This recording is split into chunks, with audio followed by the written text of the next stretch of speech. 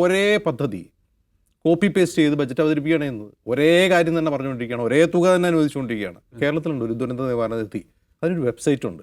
ആ വെബ്സൈറ്റിൽ ഒരു ദിവസം വരുന്ന ഫണ്ട് എത്രയാണെന്ന് വെബ്സൈറ്റിൽ തെളിഞ്ഞു കാണും. എത്ര ചിലവഴിച്ചു അതും തെളിഞ്ഞു കാണും. ഇപ്പോൾ എത്ര പൈസ ഉണ്ടെന്നും അതിൽ കാണും. അത്ര സുതാര്യമാണ്. എന്തുകൊണ്ടാണ് PM കെയറിനും NDRFനും സൈനികർക്ക് വേണ്ടിയുള്ള ഫണ്ടിനും ഇത് കൊണ്ടുവരാൻ കഴിയാത്തത്?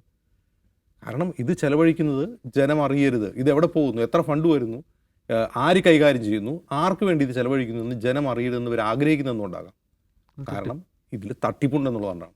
ആ ലഭിക്കുന്ന ഫണ്ട് ആ നിർദ്ദിഷ്ടമായ കാര്യത്തിന് വേണ്ടിയല്ല ചെലവഴിക്കുന്നത് എന്ന് ഉള്ളതുകൊണ്ടാണ് അത് ആൾ അറിയരുതെന്ന് പറയുന്നത്. അല്ലെങ്കിൽ പിന്നെ ഇത് പാർലമെൻറ്റ് സ്ക്രൂട്ടറിയിൽ നിന്ന് മാറ്റിവെക്കുന്നതിനാണ്.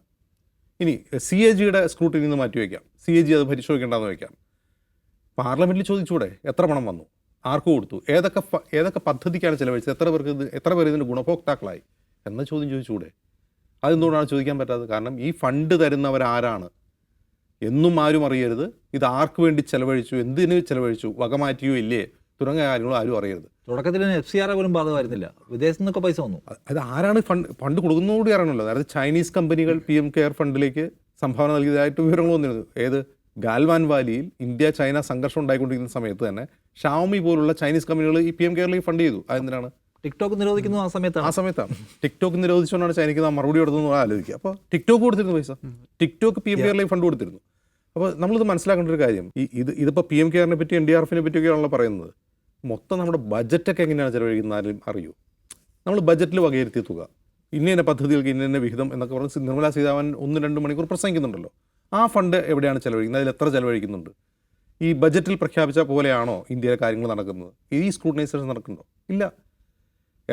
ഏതൊക്കെ ബജറ്റിൽ പ്രഖ്യാപിച്ച ഏതൊക്കെ പദ്ധതികൾക്ക് എത്ര ഫണ്ട് വകയിരുത്തി, എത്ര ചിലവഴിച്ചു? ഞാൻ പറയുന്നത് കഴിഞ്ഞ 11 വർഷത്തെ ബജറ്റ് പരിശോധിച്ച് കഴിഞ്ഞാൽ, 11-12 വർഷത്തെ ബജറ്റ് പരിശോധിച്ച് കഴിഞ്ഞാൽ ഒരേ പദ്ധതി കോപ്പി പേസ്റ്റ് ചെയ്ത് ബജറ്റ് അവതരിപ്പിക്കുകയാണ് ചെയ്യുന്നത്. ഒരേ കാര്യം തന്നെ പറഞ്ഞുകൊണ്ടിരിക്കുകയാണ്, ഒരേ തുക തന്നെ അനുവദിച്ചുകൊണ്ടിരിക്കുകയാണ്. നമ്മൾ ഈ ബഡ്ജറ്റ് ഡോക്യുമെൻറ്റ് വെറുതെ എടുത്തുകൊണ്ട് ChatGPT കൊടുക്കുക 2011 മുതൽ 2016 വരെയുള്ള, എന്നിട്ട് ഇതിൽ ആവർത്തന സ്വഭാവങ്ങൾ എടുത്തു തരാൻ പറഞ്ഞാൽ നമ്മൾ അത്ഭുതപ്പെട്ടു. കോപ്പി പേസ്റ്റ് ബജറ്റുകളാണ് അവതരിപ്പിക്കുന്നത്. എന്നിട്ട് ഈ ഫണ്ടൊക്കെ ചെലവഴിക്കുന്ന അതിലാണോ? ഇതിന് വല്ല കണക്കും കാര്യവും ഉണ്ടോ? ഇന്ന് ഇന്ത്യ നേരിടുന്ന ഏറ്റവും വലിയ ഗുരുതരമായ സാമ്പത്തിക പ്രശ്നം നമുക്ക് തൊഴിലില്ലായ്മയുള്ളതോ നമ്മുടെ രൂപയുടെ വില ഇടിഞ്ഞതോ അല്ലെങ്കിൽ നമ്മൾ സാമ്പത്തിക പ്രതിസന്ധി ഉള്ളതോ പോലും അല്ല. യഥാർത്ഥത്തിലുള്ള സാമ്പത്തിക പ്രശ്നം നമുക്ക് ഡാറ്റ ഇല്ല എന്നുള്ളതാണ്. വിശ്വസിക്കാവുന്ന ഡാറ്റയില്ല. ഒരു ഉദാഹരണം പറഞ്ഞാൽ ഇന്ത്യയുടെ GDP എത്രയാണ്? സർക്കാർ ചോദിച്ചാൽ പറയും നമ്മൾ ഉടൻ തന്നെ ഡബിൾ ഡിജിറ്റിലേക്ക് കിടക്കും. 7.5%, 8%, 9% എന്നൊക്കെ പറയും. എന്നിട്ട് നമ്മൾ ഈ GDPയുടെ കണക്ക് കൊണ്ടിട്ട് IMF ചെല്ലുമ്പോൾ IMF നമുക്ക് തരുന്ന റേറ്റിംഗ് C ആണ്.